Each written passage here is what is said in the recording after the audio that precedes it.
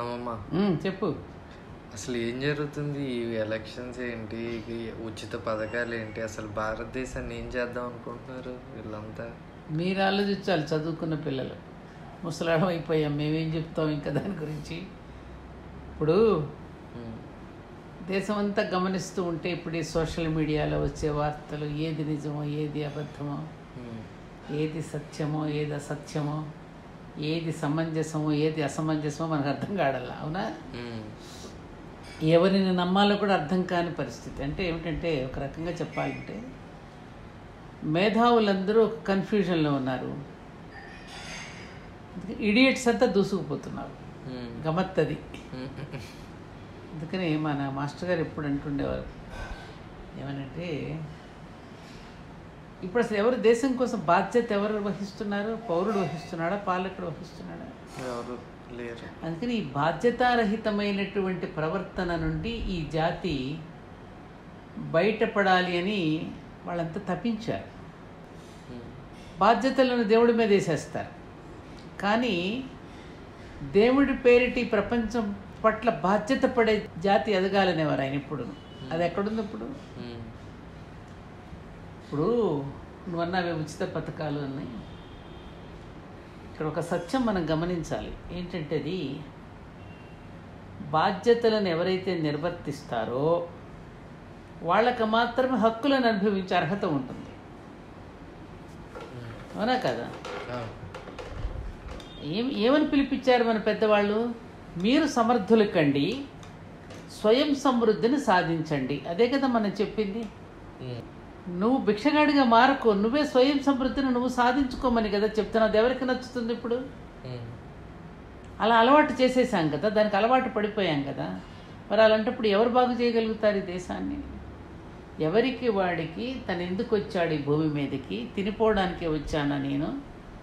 ఈ 84 లక్షల జీవరాశులు నాకంటూ ఒక బ్రెయిన్, ఒక మెదడు, ఒక ఆలోచనని ఇచ్చాడు కదా.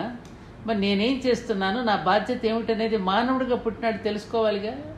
వాడిని తెలుసుకునేటట్టు చేయకుండా వాడిని మరింత అధోగతికి తీసుకెళ్తున్నారుగా. వాడు ఎప్పుడు మనిషిని ఒక నాయకుడు అనేవాడు కానీ, ఒక గొప్ప వ్యక్తి అనేవాడు వాడిని అధోగతి పాలు కానీ ఊర్ధ్వలోకాల వైపుకి తీసుకువెళ్ళాలి. అంతేనా? పాతాళానికి తొక్కేస్తాడా, పైలోకాలకు తీసుకెళ్తాడా మంచివాడైతే? నువ్వు చెప్పు, నువ్వు చెప్పరా. మిమ్మల్ని ఉచ్చ స్థితిలోకి తీసుకెళ్లేవాడు కావాలా, ఇంకా నీచ స్థితిలోకి దిగదార్చేసేవాడు కావాలా? ఒకప్పుడు ఇందిరాగాంధీ గారు గరీబీ హటావో అంటే అందరూ చొక్కాలు చించుకుని నిలబడ్డారు. ఏదంటారు, ఫ్రీగా ఇస్తే పనాయిలైనా తగ్గుతాడని ఏదో డైలాగ్ ఉంది.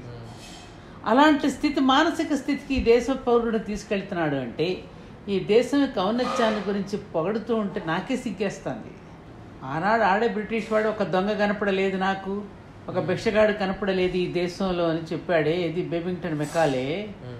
ఒక భిక్షగాడు కూడా లేనటువంటి ఈ దేశంలో ఏమ్మా, ఒక దొంగ కూడా కనపడనటువంటి పవిత్ర భారతదేశంలో ఇప్పుడు మొత్తం దొంగల రాజ్యంగా అయిపోయింది అంటే సిగ్గుపడాలా, బాధపడాలా, ఏడవాలా, ఏం చేయాలి? కాబట్టి ఎన్నికలను గురించి విశ్లేషించేంత తెలివి నాకేం లేదు, నేను చెప్పలేను ఆ విషయం. కానీ చూస్తూ ఉన్నటువంటి పరిస్థితులను చూస్తూ ఉంటే మేధావులు కన్ఫ్యూజన్లోనే ఉన్నారు. వాళ్ళు ఏమి చేయలేని స్థితి, అంతా డబ్బుతో ముడిపెట్టుకుని ఉంది. డబ్బు ఉన్నవాడే రాజకీయాలకు రావాలనే సంకేతాలని ఆల్రెడీ ఇచ్చేశారు. కాబట్టి వాళ్ళు మేమెంత మొత్తుకున్నా పనికిరాం.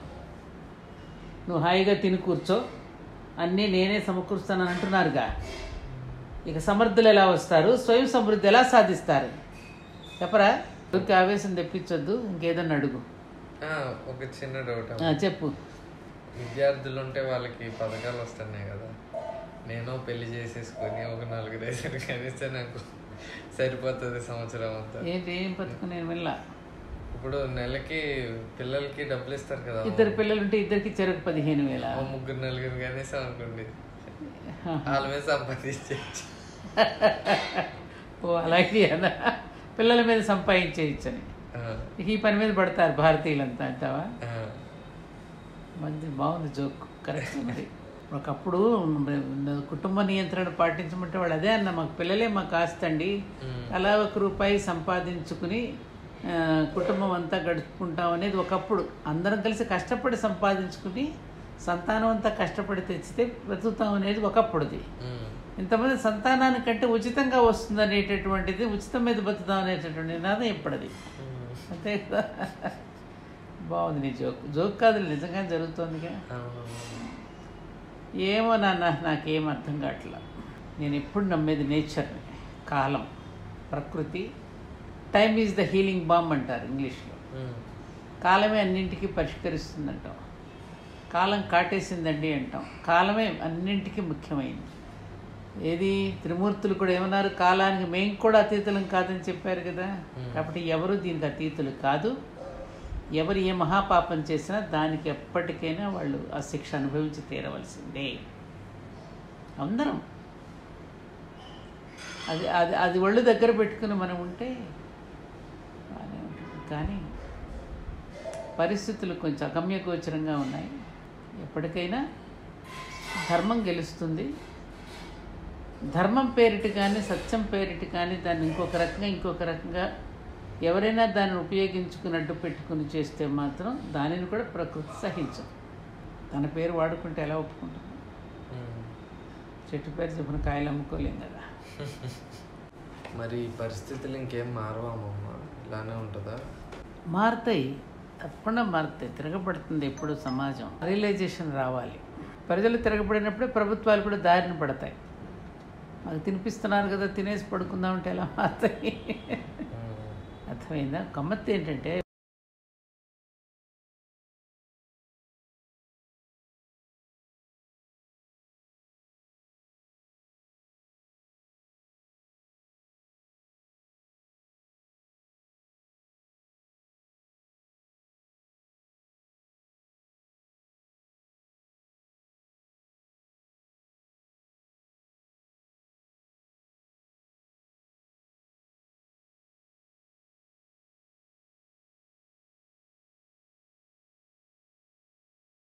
అందుకని మనిషిలో ఉన్నటువంటి విచక్షణనే విలువ అంటాం మనం. ఆ విలువలు మనం పోగొట్టుకున్నప్పుడు మనం కూడా జంతువులతో సమానం అంటానికి కూడా లేదు. జంతువులు ఏం తప్పు చేశాయి? వాటి మానాన్ని బ్రతికేస్తున్నాయి కదా. మనం తిట్టేటప్పుడు కూడా గాడిదలతో వాటితో పోల్చి తిడతారు, అది కూడా తప్పే కదా. వీడు నా కొడుకు అని ఏడుస్తుందట. అదేం తప్పు చేసింది? శ్రమశక్తి ప్రతీక, బోళ్ళంత బరువును మోస్తుంది పాపం, వాడికి ఎంతో సహకరిస్తుంది. అదేం తప్పు చేసిందని దాన్ని కూడా తిడతాం మనం. కుక్కను తిడుతుంటారు, అవేం తప్పు చేశాయి? వాటి స్వభావం ప్రకారం వాటి దాని ప్రకారం వెళ్ళిపోతున్నాయి. మరి మనిషి అను, మనిషి, మనీ ప్లస్ షీ. మనీ అంటే డబ్బు, షీ అంటే కాంత కనకం. ఈ రెండింటి వెంట పడుతున్నాడు ఇప్పుడు. అంటే ఇది కలిధర్మం అనాలా? కాబట్టి ఈ విద్వేషాలు, కుల రాజకీయాలు, మత రాజకీయాలు ఎక్కువ కాలం నడవమ్మా. తప్పకుండా ఏదో ఒక రోజున చెక్ పెడుతుంది ప్రకృతి దీనికి. సత్యం ఏమిటంటే, ఒక మహనీయుడు మాట్లాడుతూ ఉన్నప్పుడు ఆ చెప్పబడుతున్నది ఏమిటి అని గనక మనం చూస్తే ధర్మం తెలుస్తుంది. చెబుతున్నది ఎవరు అనే దానికి నువ్వు ప్రాముఖ్యం ఇస్తే మతం పుడుతుంది. అలాగే పుట్టాయి మతాలు. జీసస్ క్రైస్ట్ అనే ఒక వ్యక్తిని బట్టి మతం ఏర్పడింది, ఒక ప్రవక్తను బట్టి. అలాగే మహమ్మద్ యొక్క ప్రవక్తను బట్టి మతం ఏర్పడింది. ఏం చెప్తున్నాడు అనే దాన్ని బట్టి ధర్మం తెలుస్తుంది. ఎవరు చెప్తున్నారు అనే దాన్ని బట్టి మతం పుడుతుంది. అందుకని వాటి పేరిట మతాలు పెట్టుకునేటటువంటి సంకుచిత స్థితికి మానవ జాతి ఎప్పుడైతే దిగజారిపోతుందో అప్పుడు ఇలాగే తగువులు, కొట్లాట్లు వస్తాయి. ఈ మతాలన్నీ కూడా సనాతన ధర్మం అనే సముద్రంలోనే కలుస్తాయి ఎప్పటికైనా. దానిలో నుంచి తీసుకున్న ముక్కలేగా ఇవన్నీ. ఎవరి బ్యానర్ వాళ్ళు పెట్టుకున్నారు అంతే. పెట్టుకుని వాళ్ళ ప్రకారం దాన్ని కొద్దిగా తీసుకుని దాని ఎసెన్స్ని తీసుకుని వాళ్ళు పాటించుకుంటున్నారు. పాటించుకొని వాళ్ళు కూడా ఇతర మతాలను ద్వేషించకూడదు, విమర్శించకూడదు. వివేకానందుడు చెప్పినట్టు అందరికీ స్థానం ఇచ్చింది, అందరినీ తన కడుపులో పెట్టుకుందిగా ఈ సనాతన ధర్మం. మరి అలాంటప్పుడు ఇంకేం మాయరోగం వచ్చింది మీకు? తిట్టాల్సిన అవసరం ఏముంది? ఎప్పుడు కూడా ఈ దేశం తన మతంలోకి ఒకళ్ళని మార్చుకోవాలని ఎప్పుడు కూడా అనుకోలేదు కదా. యావే లేదు కదా మనకి. ఇదే నాన్న, ఇవన్నీ కూడా ఎదుగుతూ ఉన్న క్రమంలో ఎదిగే మనస్సులని కిందకి లాగడం అన్నమాట. మనసుని ఆ స్థితిలో ఆలోచించనివ్వకుండా ఆ దిగజార్చి ఇంక కిందకు లాగేస్తున్నారు. ఏదో పీతల మంగళం అంటారే, వాడు ఎదగనీయకుండా కిందకు లాగేస్తున్నారు. ఆ కిందకు లాగితే ఆ రకమైనటువంటి స్థితిలోనే మాట్లాడతాడుగా. అందుకే ఎప్పుడు చెప్తుంది, ఊర్ధ్వగతిలో నువ్వు ఆలోచించు, అధోగతిలో ఆలోచించుకో. ఆ గతి తప్పి మతి తప్పితే ఏమవుతుంది? మనిషి అన్నవాడు మాయమైపోతాడు. ఆయన ఎవరో రాశాడుగా పాట. అలా అన్నమాట. వేచి చూడాలమ్మా, తప్పకుండా పరిస్థితులు మార్పులు వస్తాయి. చూస్తున్నాం, ఎవరో ఒక మహనీయుడు మళ్ళీ పుట్టుకొస్తాడు. ఈ నాయకులు ఏంటంటే పాప వాళ్ళే చెప్పుకుంటున్నారు, ఆ మహనీయుడు నేనే, వీరభోగ వసంతరాయల నేనే, వివేకానందుడిని నేనే అని ఎవరికి వాడు తానే అవతార పురుషుడు అని చెప్పుకునే ప్రమాదాలు వచ్చేసాయి దేశంలో. ఇప్పుడున్నట్టే మీ చిన్నప్పుడు కూడా ఉన్నాయమ్మా ఎన్నికలు, గొడవ? నాకు నేను స్కూల్లో ఉన్నప్పుడు మా ఊర్లో ఎలక్షన్స్ జరిగేవి. అప్పుడు కూడా మాకు అప్పుడే ఊహా రాజకీయాలు, కొంచెం ఎన్నికలు జరుగుతున్నాయి అనుకున్నటువంటి సమయాల్లో మేము చూసినంత వరకు ఎవరు కూడా ఎన్నికలు వచ్చినప్పుడు వాళ్ళ సొంత ఆస్తులనే అమ్ముకునో సొంత ఆస్తులనే ఖర్చు పెట్టుకునేవారు. ఎంత ఖర్చు అయ్యేది అప్పుడు? మహా అయితే ఏదో కన్నా చిన్న ఫ్యాంప్లెట్స్ పంచిపెట్టుకోవడానికో, ఏదో గోడల మీద కొంచెం రాయించుకోవడానికో, వీటికే. ఇంత హంగామాలు, ఈ హడావిడులు, ఈ చైతన్యాలు, రథయాత్రలు ఇవేవి ఉండేవి కాదుగా. ఈ జనాలు, ఈ జెండాలు, డబ్బులు కూడా ఇంత పంచేవాళ్ళు కాదు, ఇంత లేదు. ఆ ఖర్చులు తప్ప అంత లేదు నాకు తెలిసి. మా చిన్నప్పుడు మేము కూడా జెండాలు పట్టుకుని తిరిగాం చిన్నప్పుడు. అప్పుడేముంది నాన్న, రెండు పార్టీల మధ్యగా కాంగ్రెస్ అండ్ కమ్యూనిస్ట్ పార్టీస్ రెండు ఉండేవి, రెండు పార్టీస్ కదా. సో అట్లాంటి సమయంలో వాళ్ళ యొక్క ఆస్తులనే ఇది చేసుకున్నారు తప్ప ఇతరుల దగ్గరికి వెళ్ళి దండుకొని తెచ్చుకోవడం అనేది లేదు. ఇవాళ ఆనాడు దేశం కోసం అందరూ ఆహుతయ్యారు స్వతంత్రం పోరాడేటప్పుడు. ఇప్పుడు కేవలం ఒక వ్యక్తుల కోసం దేశం కాలిపోతుంది. దేశం యొక్క సంపద అంతా వీళ్ళ వెనక్కి వెళ్ళిపోతుంది. ఆనాడు వీళ్ళ సొంత సంపదలను పెట్టారు, వీళ్ళ దేశం సంపదలు వెనకేసుకుంటున్నారు. ఎంత తేడా ఉంది. కాబట్టి అప్పటికి ఇప్పటికి చాలా తేడా ఉంది. అప్పుడున్నటువంటి ఆ నాయకులు కూడా హస్తకుస్త వ్యక్తిత్వం ఉన్నవాళ్ళు, విలువలను పాటించినటువంటి వాళ్ళు. ఆ రోజుల్లో మనకి జోడెద్దుల బండి ఉండేది, జోడెద్దుల బండి ఇవి ఎక్కువగా వాటి మీద ఉండేది అనమాట. ఆ విధానాలు వేరుగా ఉండే. అప్పటికి ఇప్పుడు హస్తిమసకాంతరం, ఏనుక్కి దోమకి ఉన్నంత తేడా ఉంది. పద్ధతుల్లో కానివ్వండి, వ్యక్తుల్లో కానివ్వండి, జ్ఞానంలో కానివ్వండి, ఇవన్నీ కూడా. అంటే రాజకీయం అనేది వాళ్ళ వ్యాపారంగా మారింది. ఇలా ఉచితంగా హామీలు ఇవ్వడం. సరే, ఎన్టీ రామారావు గారి దగ్గర నుంచి 2 రూపాయల కిలో బియ్యం అనేది ఆయన కనీసం ఆకలి తీర్చాలని ఒక ఇది వరకు పెట్టుకున్నారు. అంతవరకు బాగుంది. అది రోజు రోజుకి మితిమీరిపోయింది. ఎన్ని వద్దు అసలు. కేవలం నువ్వు ఉచిత విద్య, ఉచిత వైద్యం అనేది, వైద్యం అమ్ముకోకూడదు, అలాగే విద్యను కూడా అమ్మకూడదు. మన వెంకీ తీసాడు చూడు సినిమా, సార్ అనే సినిమాలో ఒక చక్కని డైలాగ్ ఉంది. విద్య అనేది భగవంతుడి దగ్గర పెట్టే నైవేద్యం లాంటిది, అది అమ్ముకోకూడదు, అందరికీ పంచాలి అని. ఆ స్థితి కనుక వచ్చినప్పుడు, ఇందాక నువ్వు అడిగావే పిల్లల్ని ఎక్కువ మందిని కంటే సరిపోతుంది కదా, 15,000 విద్యార్థులకి ఇస్తామని. అసలు అలా ఇచ్చేటటువంటి బదులుగా అందరికీ ఫ్రీ ఎడ్యుకేషన్ ఎందుకు పెట్టకూడదు? వైద్యం ఫ్రీగా ఎందుకు చేయకూడదు? ప్రభుత్వం వీళ్ళకే జీతాలు ఇవ్వండి. మీరు డాక్టర్స్కి ఎంత సరిపోతుంది? ఒక డాక్టర్ జీవించడానికి ఎంత కావాలి? ఒక కుటుంబం జీవించడానికి ఎంత డబ్బు కావాలి? ఎంత ఉంటే సరిపోతుంది అనుకుంటున్నావు నువ్వు? ఇప్పుడైతే ఒక మంత్లీ ఒక 40-50 వస్తే సరిపోతుంది. మన కోరికలు పెరిగిపోవటంలా కొంతమంది అధికంగా కోరికలు కోరుకోవటం వలన డబ్బంతా ఒకవైపుకి వెళ్ళిపోతుందా లేదా?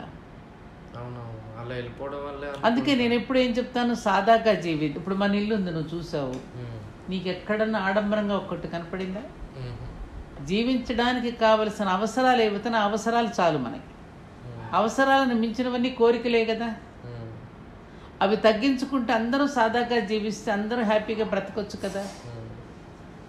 ఇప్పుడు సంపాదించే తెలివితేటలు అందరికీ ఉండవు నాన్న. ఒక కుటుంబంలో ఒక నలుగురున్నా, ఆ నలుగురిలో అన్నదమ్ములవని ఎవరైనా కానీ కొంతమందికి సంపాదించే తెలివితేటలు, చతురత కొందరికి ఉండొచ్చు, మిగతా వాళ్ళకి ఉండకపోవచ్చు. అది అందరూ సమానంగా పంచుకున్నారనుకో, అప్పుడేమవుతుంది?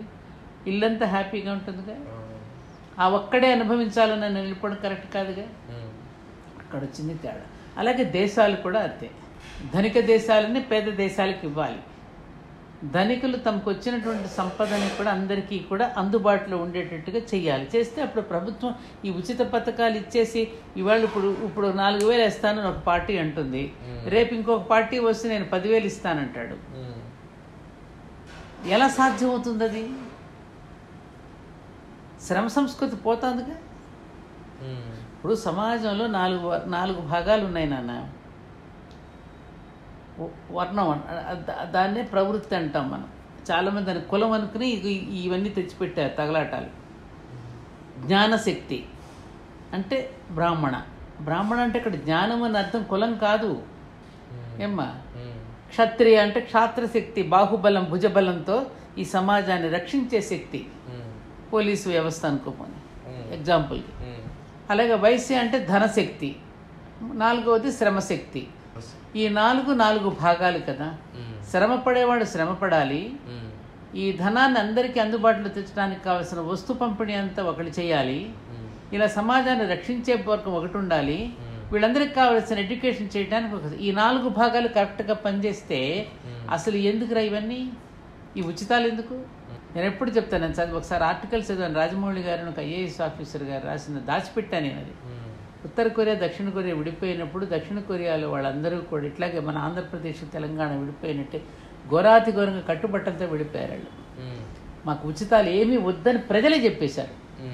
చెప్పేసి అందరి దగ్గర ఉన్న బంగారం అంతా పోగు చేసి ఒక చోట, అప్పుడు నేను ఆంధ్రప్రదేశ్కి బంగారం ఇవ్వడానికి కూడా ఆ ఉద్దేశంతోనే ఇచ్చాను. అందరితో ఇలా పోగు చేసుకుని మన రాష్ట్రాన్ని మనమే బాగు చేసుకుందామని పోగు చేసుకుని వాళ్ళ దేశాన్ని వాళ్ళే బ్రహ్మాండంగా డెవలప్ చేసుకున్నారు తెలుసా. ఎన్నో టన్నుల బంగారం పోగు చేసుకున్నారు వాళ్ళు. వాళ్ళ సొంత ఆస్తులు. మాకు ఉచితాలు వద్దని మేమే కష్టపడారు, ఇటుకలు మోసుకున్నారు, మట్టి మోసుకున్నారు, వాళ్ళ రాష్ట్రాన్ని వాళ్ళ దేశాన్ని వాళ్ళు బాగు చేసుకున్నారు. అనుకుంటే మనం చేయలేమా? ఇంటింటికి ఒక్క ఇటుక పోగు చేసుకుని వెళ్తే ఆంధ్రప్రదేశ్లో సచివాలయం మనం కట్టుకోలేమా? ఆ స్థితిలో ప్రేరణను ఇవ్వగలిగామా మనం? ఆ వేడి చల్లారిపోకుండా అప్పుడే కనుక చేస్తుంటే అసలు వాళ్ళు ఇబ్బందే ఉండేది కాదు. అందుకని ఆ స్వయం సమృద్ధిని సాధించటం ఎట్లాగో మనకు తెలిసినందుకు ఇంకెవరికి తెలియదు. కానీ ఆ వైపుగా నడిపించేటటువంటి నాయకులు లేరు. అందుకని ఏం మాట్లాడుకున్నా ఏం ఉపయోగం ఉందిలేనా అన్నయ్య. ఇప్పుడు జనాన్ని ఇంకా నువ్వు తీసుకుని కావాలని వాళ్ళని ఇంకా మిడిమిడి జ్ఞానంలో పెట్టి వాడిని ఎదగనీయకుండా చేస్తున్నావుగా. అవసరపు ఎడ్యుకేషన్ కంటే అనవసరపు ఎడ్యుకేషన్ ఎక్కువైంది జనాల్లో. రాజకీయాల పట్ల జనంలో రావలసినటువంటి మేలుకొల్పేదో అది రాలా, అనవసరపది వచ్చేసింది. అర్థమైందా? అందుకని ఇప్పుడు ఈ నాయకుడే మాకు కావాలి అనిపించేటట్టున్నారు ఒక్కరన్నా? ఎక్కడో 1-2 తప్ప. ఈ నాయకుడే కావాలి, నువ్వే కావాలి అనేటటువంటి వాళ్ళు ఎవరున్నారు? ఆనాడు దశరథ మహారాజు ఇట్లాగా అందరికీ సభను పెట్టి కూర్చోబెట్టి, ఇదిగో నేను పెద్దవాడిని అవుతున్నాను, మరి రామచంద్రుడికి పట్టం కట్ట, మీ అందరికీ ఎలాంటి అభిప్రాయం రాముడి మీద అంటే అందరూ జయజయలు పలికారు. నా పాలన బాగాలేదా అన్నాడు. లేదు మీ పాలన బాగుంది, కానీ రాముడి యొక్క పాలన కూడా రుచి చూడాలనిపిస్తోంది మాకు అన్నారు. జనం రాముడు కావాలని కోరుకున్న నాయకులు వాళ్ళు. మరి ప్రజాస్వామ్యం ఉందిగా అక్కడ. అంతేగాని తన కుటుంబంలోకి తన తర్వాత తనేనని చెప్పి ప్రకటించేలా ఆయన ప్రజల అభిప్రాయం తీసుకున్నాడు. ఆయన చాలా లోతుగా ఉన్నాయి వంశీ, ఇవన్నీ మనం చెప్పుకోలేము. కానీ జనాలకి వెర్రెక్కిచ్చి డాన్సులు వేసి పాటలు పెట్టి అది చరిత్రహీనుల మీద కూడా పాటలు రాసి వాళ్ళ వినాల్సి వస్తుంది. ఏమిటా పాటలు ఏంటి, ఆ గంతులు ఏంటి, ఆ సింధులు ఏంటి, ఆ అరుపులు ఏంటి. పాట అంటే ఎట్టుంది అన్నది. అల్లూరి సీతారామకృష్ణ తెలుగు వీర లేవరా అంటూ పాడాడు చూడు పాట. అంటే ఒక్క వ్యక్తుల గురించి ఈ విధమైనటువంటి అదే చెప్పాక ఇందాక, నీ వ్యక్తుల కోసం దేశాలే కాలిపోతున్నాయి, దగ్ధమైపోతుంది. అప్పుడు దేశం కోసం ఆహుతయ్యారు. వాళ్ళ దేశం వ్యక్తుల కోసం దేశం దగ్ధం అవడం, వాళ్ళ యొక్క స్వార్థ ప్రయోజనాల కోసం ఎన్ని రకాల ఈ ఉపాయాలు చేస్తున్నారంటే అన్ని రకాల ఉపాయాలు. ఏంటి దీన్ని ఏమనాలి? ఇండియన్స్ అందరికీ ఒకటే రూల్ ఉండాలి. అసలు మీరు ఫామ్స్లో అసలు కులాల పేర్లు ఎందుకు రాస్తున్నారు? నిజంగానే మీకు ఉపన్యాసాల్లో కుల వ్యవస్థ నిర్మూలించాలి అని చెప్పి నినాదాలు పలుకుతున్నారు కదా. కులాలకి మతాలకి అతీతంగా ఉండాలని మీరు అనుకున్నప్పుడు నీ నేషనలిజం ఏంటని నువ్వు ఎందుకు ఫామ్లో అడుగుతున్నావు? నీ కులం ఏంటని నువ్వు ఎందుకు అడుగుతున్నావు? ఫామ్లో ఎందుకు ఫిలప్ చేయిస్తున్నావు? మరి ఎందుకు పెడుతున్నావు అది? నీకు అక్కడ అది ఎందుకు ఉండాలి అసలు? అవసరమే. నేను మనిషిని, నేను ఒక పౌరుడిని, నేను ఒక ఇండియన్ని. నీ సమర్థతను బట్టి నువ్వు ఇవ్వు. నువ్వు గాడిదని గుర్రాన్ని ఏకం చేస్తున్నావు. వాడు కష్టపడి 5 సంవత్సరాలు అసలు లేకుండా నానా వేతన పడి కష్టపడి చదువుతున్నాడు. ఆ చదువుతున్న 100 మార్కులు తెచ్చుకున్న వాడికి నువ్వు ఏదో ఒక పేరు మీద, ఒక కులం పేరు మీద 20 మార్కులు తెచ్చుకున్న వాడికి ఒక ఇక చేస్తున్నావుగా. మరి అది కరెక్టా? నువ్వు మరి సమాజం చాలా ఆరోగ్యకరమైన సమాజం ఉంటుంది మేము చేస్తే, రామరాజ్యంలో ఇట్టాక తాగుడికి ఇట్టాక దుకాణాలు పోసారా? మనిషిని నిర్వీర్యం చేశారా? తాగనిచ్చారా వాళ్ళని? అట్లా తాగబోతులను చేసిందా రామరాజ్యంలో? ఏది కల్చర్ ఏది? మరి మీరు తెల్లారు లెగిస్తే ధర్మం అంటారు. ఏది కల్చర్? ఏది? సర్వనాశనం అయిపోతుంది కల్చర్ అనేది. విద్యా విధానంలో మార్పులు లేవు, కల్చర్ పాడైపోతుంది. సనాతన ధర్మం ఉంటే నినాదాలతో వస్తుందా? భారత్ మాతాకి జై, హిందూ ధర్మకి జై అంటే రాదు, ఆచరణలో వస్తుంది అది. ఇక అందరికి జెండాలు పెట్టుకుని నినాదాలు చేయడానికి అలవాటు పడిపోయారు. నినదించేవాడు అందరూ జీవిస్తున్నారా? ఆలోచించు నువ్వు. నేను ఆ జెండా పట్టుకుని నీకు 10 రూపాయలు ఇస్తానంటాడు. ఆ 10 రూపాయల కోసం వాడు జెండా మోస్తాడు. జై అనమంటే జై అంటాడు, నై అనమంటే నై అంటాడు. సర్లే వద్దులే పోనీ, నాకెందుకు ఆఫీసు. చూస్తూ ఊరుకోవడమే, మేమేం చేయలేం.